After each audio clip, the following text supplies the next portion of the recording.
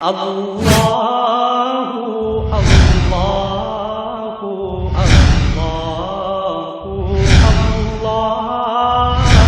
اللہ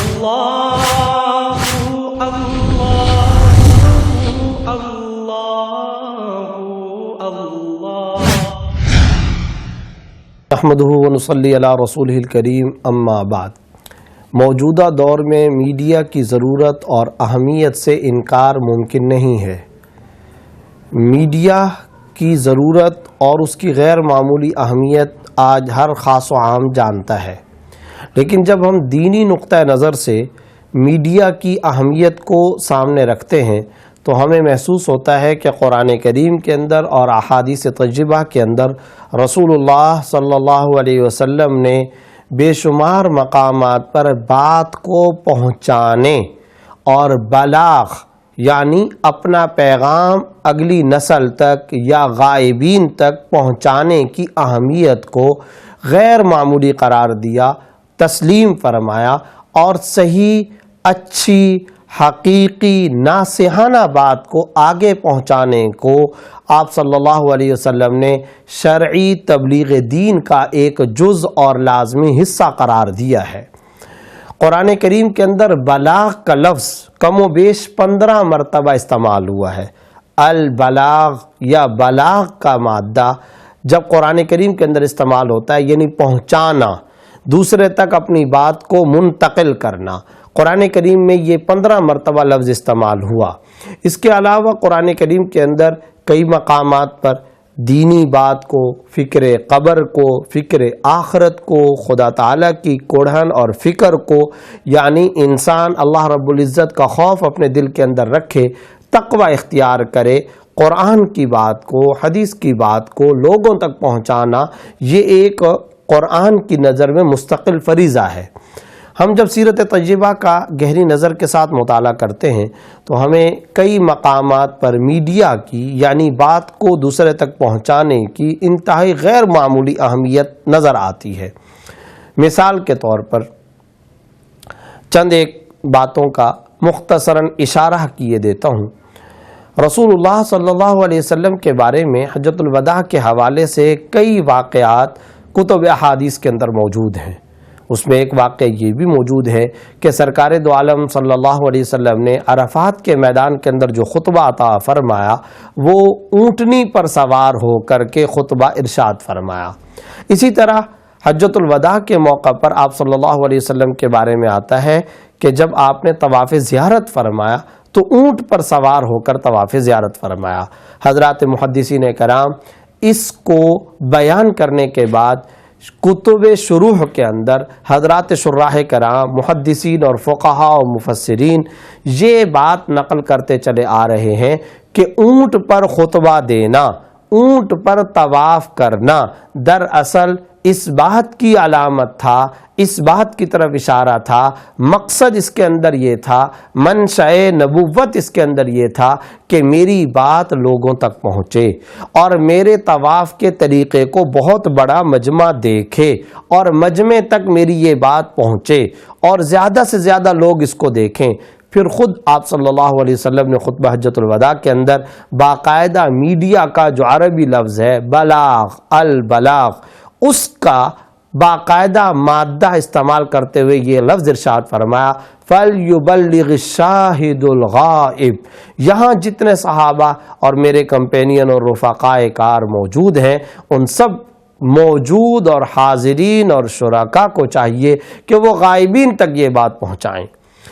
یہاں آپ دیکھیں آپ صلی اللہ علیہ وسلم کا ایک ایک طرز عمل میڈیا کی اور دوسروں تک بات کو پہنچانے کی غیر معمولی اہمیت کو واضح کر رہا ہے۔ اس کے علاوہ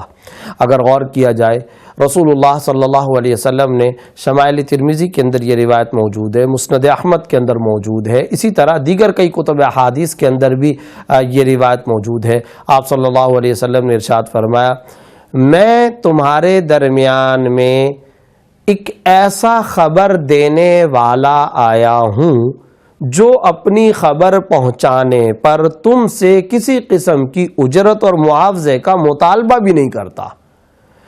یہ جو آپ صلی اللہ علیہ وسلم نے بات ارشاد فرمائی، اس کا ایک مخصوص بیک گراؤنڈ ہے، اس کا ایک مخصوص پس منظر ہے، جس کا خلاصہ اور مختصراً پس منظر یہ ہے کہ آپ صلی اللہ علیہ وسلم کے زمانے میں ظاہر ہے کہ ریڈیو، ٹیلی ویژن اور انٹرنیٹ وغیرہ یہ چیزیں موجود نہیں تھیں۔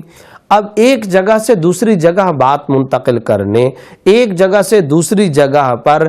کسی پیغام کو پہنچانے کے لیے ایک لمبا چوڑا عرصہ بھی درکار ہوتا تھا، پیسہ بھی چاہیے ہوتا تھا، زاد راہ بھی چاہیے ہوتا تھا، افراد بھی چاہیے ہوتے تھے۔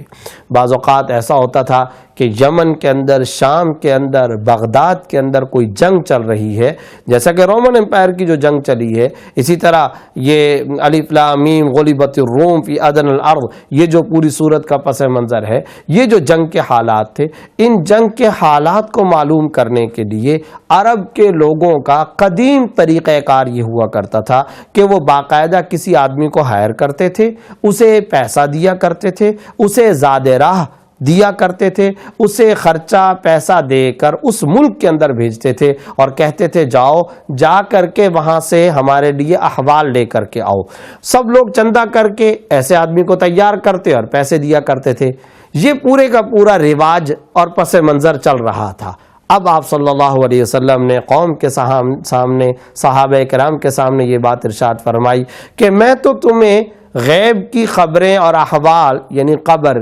حشر، آخرت، جنت، جہنم، میں تم کو دیگر انبیاء کرام، دیگر اقوام جن کا قرآن کریم کے اندر تذکرہ ہے، جس میں قوم عاد کا تذکرہ، قوم لوط کا تذکرہ، قوم سمود کا تذکرہ، حضرات انبیاء کرام کا تذکرہ، منہم من قصصنا ومنہم من لم نقصص۔ اللہ رب العزت خود قرآن کریم کے اندر فرما رہے ہیں بعض انبیاء کرام وہ ہیں جن کے ہم نے قصے آپ پر بیان کیے، اور بعض وہ ہیں جن کے ہم نے قصے آپ پر بیان نہیں کیے۔ تو اب یہ تمام انبیاء کرام کے احوال زندگی ہم تک اگر پہنچ رہے ہیں، فما بال القرون الاولی، یہ جو پچھلے اقوام کی ہسٹری ہم تک پہنچ رہی ہے، یہ جو تاریخ عالم ہم تک پہنچ رہی ہے، اور پھر تاریخ عالم ہو یا پچھلے زمانے کی ہسٹری ہو، اس کا تعلق تو دنیا سے ہے۔ آپ صلی اللہ علیہ وسلم تو وہ رئیس الانبیاء اور پیغمبر اور رسول اللہ صلی اللہ علیہ وسلم تو وہ ہمارے محسن انسانیت ہیں کہ جنہوں نے قبر کے احوال، حشر کے احوال، مرنے کے بعد کے احوال، جنت کے احوال، جہنم کے احوال وہ تک بیان کر دیے۔ تو اب آپ صلی اللہ علیہ وسلم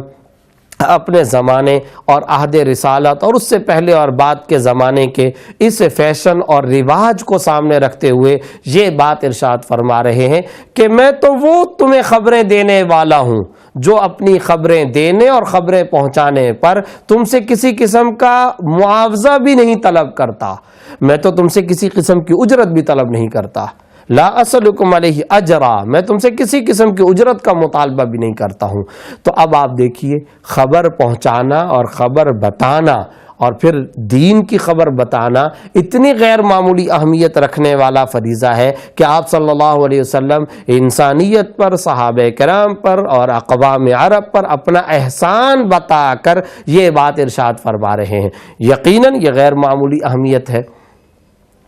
ہم جب آج کے دور کے اندر میڈیا کے حوالے سے دیکھتے ہیں تو دو ٹوک اور بے لاگ تبصرہ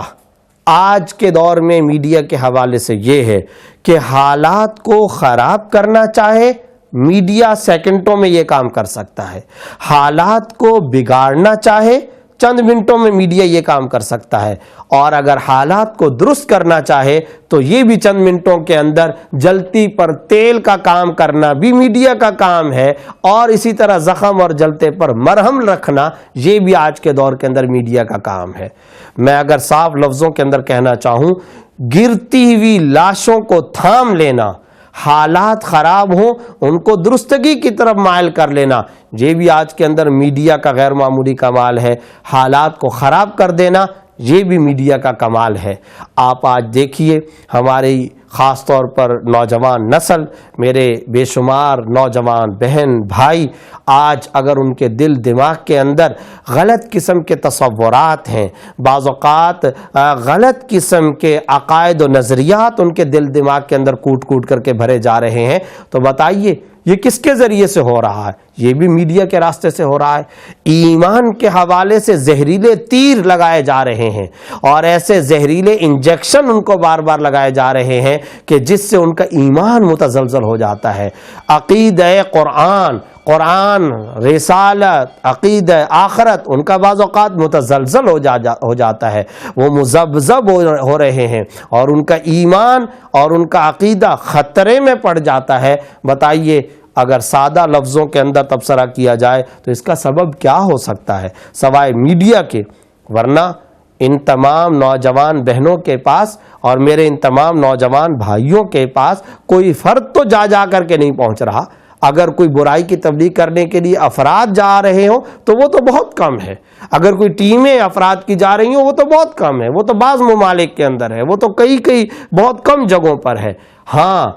ٹی وی آج ہر گھر کے اندر پہنچ چکا ہے، انٹرنیٹ آج ہر گھر کے اندر پہنچ چکا ہے، فیس بک کا استعمال، ٹویٹر کا استعمال، واٹس ایپ کا استعمال، موبائل کا استعمال، سوشل میڈیا ہو، الیکٹرانک میڈیا ہو، پرنٹ میڈیا ہو، یہ آج ہر گھر کے اندر پہنچ چکا ہے، ہر گھر میں پہنچ چکا ہے، ہر عمر کے فرد کے پاس پہنچ چکا ہے، ہر بچے کے پاس، ہر جوان کے پاس، ہر بوڑھے کے پاس، ہر مرد کے پاس، ہر عورت کے پاس۔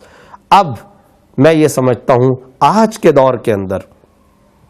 میڈیا کی اس قدر غیر معمولی اہمیت کو سامنے رکھتے ہوئے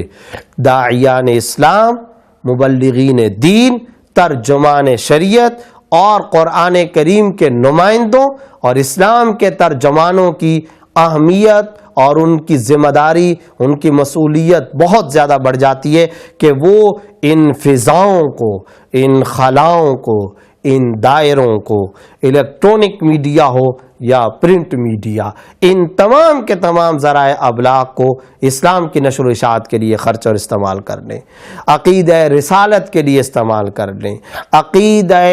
آخرت کے لیے استعمال کر لیں۔ آج جب ہم یہ بات کرتے ہیں کہ دنیا کے اندر ایک بہت بڑا طبقہ سیکولر افراد کا ہے، جب ہم یہ بات کرتے ہیں کہ لا دین افراد کا ایک بہت بڑا طبقہ ہے، تو وہ سیکولر، وہ لا دین، وہ کمیونسٹ نظریات کے حامل افراد اگر آج اس دنیا کے اندر موجود ہیں تو بتائیے کہ ان کی یہ باتیں کس ذریعے سے پھیل رہی ہیں؟ میڈیا ہی تو ہے۔ تو جس طرز اور جس انداز کے اندر اسلام پر، دین پر حملہ ہوگا، اسی طرز، اسی زبان، اسی انداز کے اندر جواب بھی دیا جائے گا۔ ایک زمانے کے اندر اسلام کے دفاع کے لیے وَأَعِدُّوا لَهُم مَّا اسْتَطَعْتُم مِّن قُوَّةٍ وَمِن رِّبَاطِ الْخَيْلِ، اس آیت کے ماتحت حضرات فقہا، حضرات علماء، حضرات مفسرین یہ مسئلہ بیان کیا کرتے تھے کہ اگر دشمن گھوڑے پالتے ہیں تو مسلمانوں کو گھوڑے پالنے چاہیے، اگر ان کے پاس منجنیقیں ہیں تو مسلمانوں کے پاس منجنیقیں ہونی چاہیے، اگر ان کے پاس بندوقیں ہیں تو مسلمانوں کے پاس بندوقیں ہونی چاہیے، تلواریں ہیں اگر ان کے پاس، زرہیں ہیں اگر ان کے پاس خود ہیں، ان کے پاس اونٹ اور خچر ہیں، ان کے پاس قلعے اور فسیلے ہیں، تو پھر بعین ہی یہی سارے کا سارا ساز و سامان امت مسلمہ کے پاس بھی ہونا چاہیے۔ لیکن کیا آج اگر میں یہ سوال کروں تو میں حق بجانب نہیں ہوں گا؟ کیا آج کے دور کے اندر ان تمام کے تمام جتنے بھی آلات حرب روئے زمین پر موجود ہیں، جو موجودہ دور کی ٹیکنیک اور موجودہ دور کی ٹیکنالوجی کے حساب سے ہیں، کیا ان کا مقابلہ محض خچروں سے یا اونٹوں سے یا کیا منجنیقوں سے یا قلعے کی فصیلوں سے یا تلواروں اور زرہوں سے کیا جا سکتا ہے؟ ہرگز نہیں۔ یقینی طور پر کامن سینس کی بات ہے کہ آج کے دور کے اندر دشمن کے ان آلات حرب کا جواب انہی جیسے آلات حرب سے، یعنی ایٹم بم کے ذریعے سے، طیاروں کے ذریعے سے، توپوں کے ذریعے سے، بارود کے ذریعے سے آج دشمن کے ان تمام آلات حرب کا مقابلہ کیا جائے گا۔ تو اگر عسکری میدان میں اس ضرورت کو تسلیم کر دیا گیا ہے تو فکری میدان میں اس معیار کو کیوں نہیں اپنایا جاتا؟ اگر اسلحے کے میدان کے اندر دفاع اور ڈیفنس کے میدان کے اندر اس ضرورت کو تسلیم کر لیا گیا ہے، تو میرا مؤدبانہ سوال امت کے داعیان کی خدمت میں، قرآن کریم کے ترجمانوں کی خدمت میں، محافظین شریعت کی خدمت میں، آج کے دور کے مفتیان کرام اور علماء اعظام کی خدمت میں یہ ہے کہ اگر عسکری میدان کے اندر اس ضرورت کو تسلیم کیا گیا ہے، اس کسوٹی اور تھرمامیٹر معیار کو سامنے رکھا گیا ہے، تو فکری میدان کے اندر اس معیار کو کیوں سامنے نہیں رکھا جا سکتا؟ اگر آج وہ انٹرنیٹ کے راستے سے امت مسلمہ پر، اسلام پر، دین و شریعت پر، قرآن و حدیث پر اعتراضات کرتے ہیں، تو ہمیں کیا ان تمام اعتراضات کے جوابات کے لیے جمعے کا منبر کافی سمجھ لینا چاہیے؟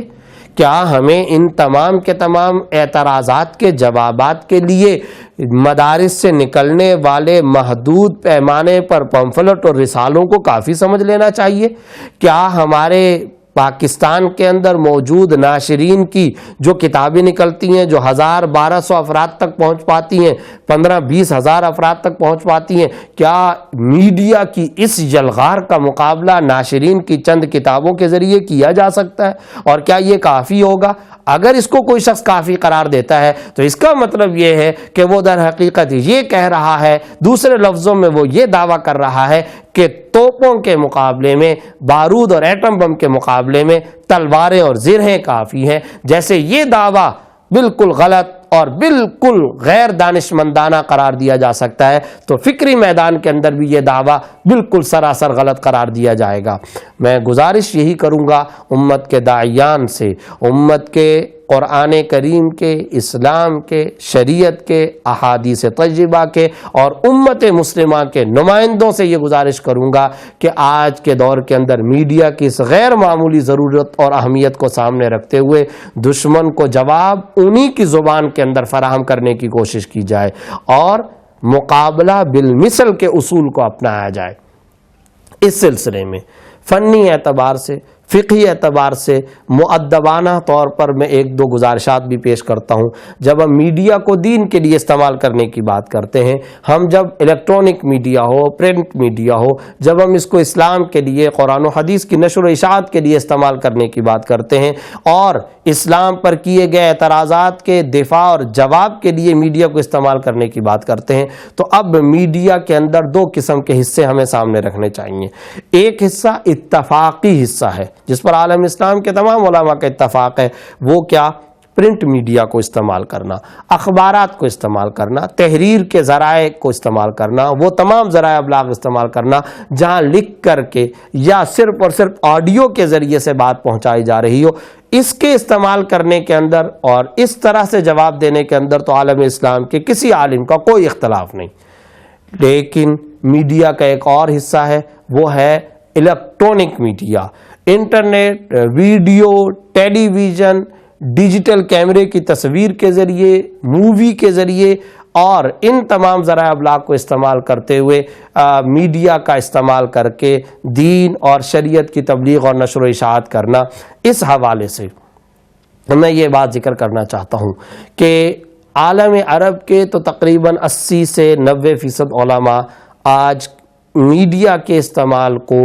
ضرورت شرعیہ کی وجہ سے، اسلام اور دین کی ضرورت کی وجہ سے جائز قرار دے چکے ہیں۔ جہاں تک بر صغیر کے علماء کا تعلق ہے، ان علماء کے اندر ایک بہت بڑی تعداد، جیسا کہ اس کے اندر شیخ الاسلام حضرت مولانا مفتی محمد تقی عثمانی دامت برکاتہم العالیہ، یہ بہت عرصہ پہلے اپنی کتاب تکملہ فتح الملہم کے اندر اور فتاوی عثمانی کی جلد 4 جو ابھی عن قریب زیر اشاعت ہے، زیر طبع ہے، اس کے اندر تفصیل کے ساتھ یہ فتویٰ اور تحقیق نقل کر چکے ہیں اور یہ بیان کر چکے ہیں کہ ڈیجیٹل کیمرے کی تصویر ہماری نظر میں تصویر محرم کے حکم میں نہیں ہے، یعنی اس کو عکس کہا جا سکتا ہے، کیوں؟ اس لیے کہ تصویر وہ ہوتی ہے جس کو پکڑا جا سکے، جس کو چھوا جا سکے، جس کو باقاعدہ ہاتھوں میں لیا جا سکے، جس کا سایہ ہو۔ لیکن آپ جانتے ہیں کہ موبائل کی تصویر، سی ڈی کی تصویر، کمپیوٹر کی تصویر، ڈیجیٹل کیمرے کی جو تصویر ہے، اس کو آپ پکڑ نہیں سکتے، اس کو چھو نہیں سکتے، یہ کوئی ایسی تصویر نہیں ہے جس کا الگ سے سایہ ہو۔ لہذا جب اس کا الگ سے سایہ نہیں ہے، یہ ہارڈ ویئر نہیں ہے، اس کو چھو نہیں سکتے، اس کو پکڑ نہیں سکتے، یہ سایہ گناہگار چیز نہیں ہے تو اس کے اندر حرمت کی وہ بات نہیں آ سکتی ہے جو ایک تصویر حرام کے بارے میں شرعی نصوص موجود ہیں۔ یہ چونکہ ڈیجیٹل ٹیکنیک کے ذریعے سے ہے، اس کے اندر باقاعدہ ڈیجیٹل کیمرے کے اندر 0101 کر کے کوڈ جمع ہوتے رہتے ہیں، پھر لائٹس پڑتی ہیں، ان روشنی کی شعاؤں کے ذریعے سے دیکھنے والے کو وہ تصویر نظر آتی ہیں۔ ورنہ اگر آپ تصویر کے وجود کو تلاش کرنا چاہیں اور مثال کے طور پر موبائل فون کو اپنے سامنے رکھیں اور اس کو پتھر کے ذریعے یا کسی ذریعے توڑتے جائیں تو کہیں پر بھی وہ تصویر آپ کے ہاتھ میں نہیں آئے گی۔ دوسرے لفظوں میں کمپیوٹر اور آئی ٹی کی زبان کے اندر یہ سافٹ ویئر ہے، ہارڈ ویئر نہیں ہے، تو لہذا جب تک یہ سافٹ ویئر ہے، جب تک اس کو علیحدہ سے وجود نہیں دیا جاتا، یعنی اس کا کوئی پرنٹ نہ نکال دیا جائے، جب تک اس کو کسی پیپر پہ چھاپ نہ لیا جائے، اس کو کسی چیز پہ نقش نہ کر دیا جائے، اس وقت تک ہماری تحقیق کے مطابق اس کے اوپر تصویر محرم کا، حرام تصویر کا اطلاق نہیں کیا جا سکتا اور حرام تصویر کے احکام اس کے اوپر لاگو نہیں ہو سکتے۔ مگر اس تحقیق کے باوجود ما ھذا، میں ایک اور نقطہ جو کئی سارے حضرات علماء کرام نے بیان کیا ہے وہ بھی میں آج کے اس بیان کے اندر، اس گفتگو کے اندر ذکر کیے دیتا ہوں کہ اگر بالفرض یہ تسلیم بھی کر لیا جائے کہ یہ حرام تصویر ہی ہے اور اس کے اوپر تصویر کا اطلاق ہوتا ہے اور واقعتاً یہ تصویر ہی کے حکم کے اندر ہے، یعنی ٹیلی ویژن پر آنا، یعنی سی ڈی کے اندر تصویر بنوانا، یعنی کیمرہ جو آج کل ڈیجیٹل، چاہے وہ موبائل کے اندر ہو، چاہے کمپیوٹر میں ہو، چاہے ڈی وی ڈی کے اندر ہو، چاہے انٹرنیٹ پر، تو یہ اگر حرام تصویر بھی ہے تب بھی یہ بات ذہن میں رکھنی چاہیے کہ شریعت اسلامیہ کا یہ قانون ہے، اضطرار، مجبوری اور ضرورت کے احوال کے اندر، ضرورت کی شکل و صورت کے اندر بے شمار ناجائز چیزوں کو جائز قرار دیا جاتا ہے۔ اور الاشباہ والنظائر کا، متون کا، فقہ کا یہ ایک قدیمی اصول ہے کہ ضرورات تبیح المحظورات، ضرورت محظورات اور ممنوعات کو جائز قرار دے دیا کرتی ہے۔ حاجت اور ضرورت کی وجہ سے بے شمار حرام چیزوں کی گنجائش گئی ہے، چنانچہ جو حضرات علماء کرام اس کو حرام تصویر بھی کہتے ہیں، ان حضرات علماء کرام کے نزدیک بھی نوٹ کی تصویر، سکے کی تصویر، پیسے کی تصویر، شناختی کارڈ اور پاسپورٹ کی تصویر، نفلی حج اور عمرے کے لیے جانے کی تصویر، اسی طریقے سے اگر کوئی میٹرک کا سرٹیفکیٹ بناتا ہے، کوئی ہیلتھ سرٹیفکیٹ بناتا ہے، کوئی برتھ سرٹیفکیٹ بناتا ہے، کوئی ڈیتھ سرٹیفکیٹ بناتا ہے، کوئی ڈگریوں کے لیے تصویر کھنچواتا ہے، کوئی تعلیمی مقاصد کے لیے تصویر کھنچواتا ہے، کوئی شناختی مقاصد کے لیے تصویر کھنچواتا ہے، تو ان تمام علماء کے نزدیک ان ضرورتوں اور مجبوریوں کی وجہ سے اس کی گنجائش اور ضرورت موجود ہے اور اس کے لیے رخصت اور رعایت موجود ہے۔ اب سوال یہ پیدا ہوتا ہے کہ جب میٹرک اور 8ویں کے لیے، برتھ سرٹیفکیٹ کے لیے، ڈگریوں کے لیے، 10ویں اور 11ویں اور 9ویں جماعت کے لیے اگر تصویر کھنچوانے کی ضرورت ہے اور اس کی گنجائش شریعت کے اندر دی جاتی ہے، نفلی عمرے کے لیے، نفلی عمرہ، خود عمرہ فقہی اعتبار سے پوری زندگی کے اندر سنت مؤکدہ ہے اور وہ بھی ایک مرتبہ، بعد میں اگر کیا جائے گا تو وہ نفلی عمرہ ہوگا۔ مشائخ، علماء، مفتیان اعظام اور دیندار طبقہ ایک نہیں کئی بار عمرہ کرنے کی کوشش کرتا ہے اور کرتے ہیں، تو اگر عمرے کے لیے، پاسپورٹ کے لیے، شناخت کے لیے تصویر کھنچوانے کی، اور وہ بھی پرنٹ شدہ تصویر جس کے حرام ہونے میں کوئی شبہ نہیں تھا، جس پر سب علماء کا اتفاق تھا، جس کے اندر کوئی دوسری حرام ہونے کے علاوہ جس کے اندر کوئی دوسری رائے بھی موجود نہیں، اگر اس کی گنجائش ضرورت کی وجہ سے ہو سکتی ہے تو ڈیجیٹل تصویر جو ٹیلی ویژن اور اسکرین اور ویڈیو اور مووی اور سی ڈی اور ڈی وی ڈی اور کمپیوٹر پر آیا کرتی ہے، موبائل فون پر آیا کرتی ہے، دینی ضرورت کے پیش نظر اس اختلافی تصویر کی گنجائش تو پھر بطریق اولا ہونی چاہیے۔ اگر ان تمام مقاصد کے لیے تصویر حرام کی، محرم تصویر کی اگر شرعی اعتبار سے گنجائش، رعایت اور رخصت ہے اور رخصت ہو سکتی ہے، تو کیا اسلام کا تحفظ، دین کا تحفظ، قرآن پر نت نئے وارد ہونے والے اعتراضات کا دفاع اور ان اعتراضات کا جواب، اسی طرح سیرت طیبہ پر آنے والے جدید اعتراضات کے جوابات، اور موجودہ دور کے اندر میڈیا چینلز کے ذریعے جس طرح نوجوان نسل کو دینی اعتبار سے گمراہ کیا جا رہا ہے، کیا اس کا تحفظ، کیا اس کا نظریاتی دفاع یہ موجودہ دور کی دینی ضرورت نہیں ہے؟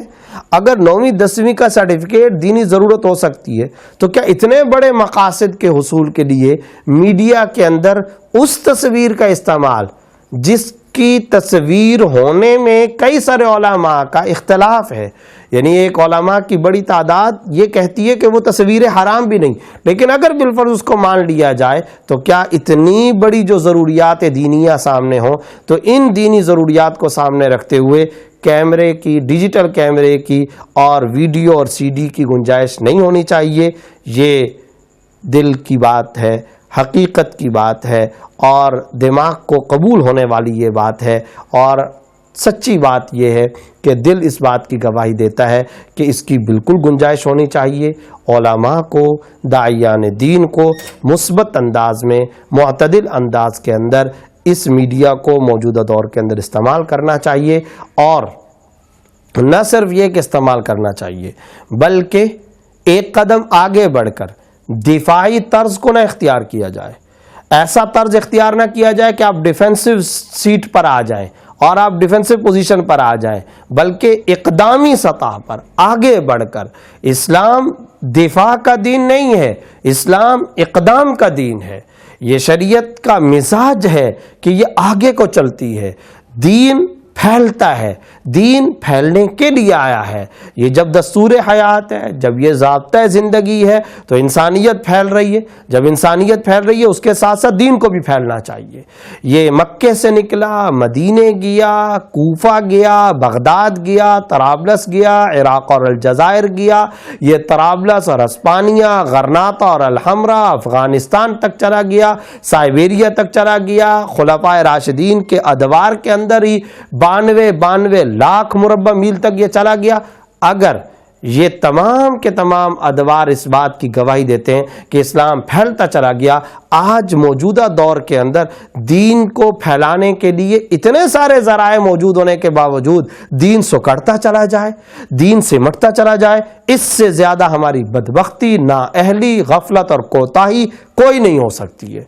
جن ادوار کے اندر اس جیسے ذرائع بھی نہیں میسر تھے، وہاں ان ادوار کے اندر، ہسٹری اور تاریخ کے ان زمانوں کے اندر تو اسلام پھیلے اور اسلام آگے چلتا چلا جائے، جبکہ اس زمانے کے اندر اس طرح کے ذرائع ابلاغ بھی میسر نہیں تھے، اس وقت تو اس طریقے سے اسلام پھیلے۔ آج جب امت مسلمہ کے پاس پیٹرول کی طاقت موجود ہے، ذرائع ابلاغ کی طاقت موجود ہے، ایٹم بم کی طاقت موجود ہے، اسلحے اور قوتیں موجود ہیں، اور بے شمار مسلم اسٹیٹس کا وجود ہے، سونے کے ذخائر، معدنیات کے ذخائر، ہیرے کے ذخائر، پیٹرول کے ذخائر، اور خدا جانے کیسی کیسی کانیں اور کیسے کیسے دنیا جہاں کے تمام اسباب و وسائل امت مسلمہ اور عالم اسلام کے پاس موجود ہیں۔ ایسے دور کے اندر دین اور اسلام قسم پرسی کے اندر آ جائے، شریعت کا پیغام سمٹتا چلا جائے، سکڑتا چلا جائے، اور شریعت کا یہ پیغام، قرآن کا یہ پیغام محدود ہوتا چلا جائے، اس سے زیادہ ہماری بدبختی کوئی نہیں ہو سکتی،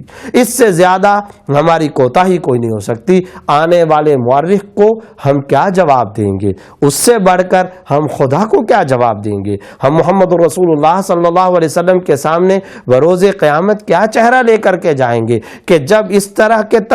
تمام اسباب موجود تھے، یعنی جہاز موجود ہے، یعنی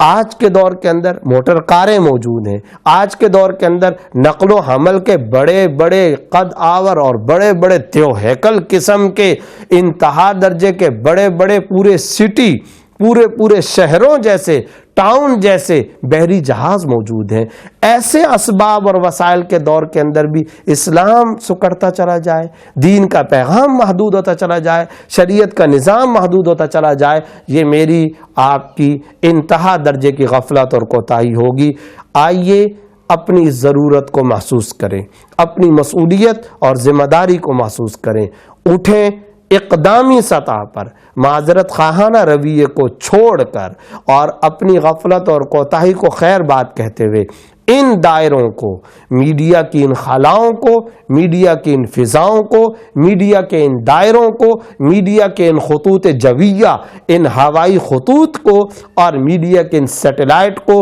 اور میڈیا کے ان چینلز کو اسلام اور شریعت کے لیے استعمال کریں، قرآن کے لیے استعمال کریں، دین کے پیغام کے لیے استعمال کریں، اس لیے کہ شریعت اسلامیہ، دین اور قرآن سچائی ہے، اور سچائی کو مسلسل پھیلتے رہنا چاہیے۔ اللہ مجھے اور آپ کو اس کی توفیق عطا فرمائے۔ وآخر دعوانا ان الحمد للہ رب العالمین۔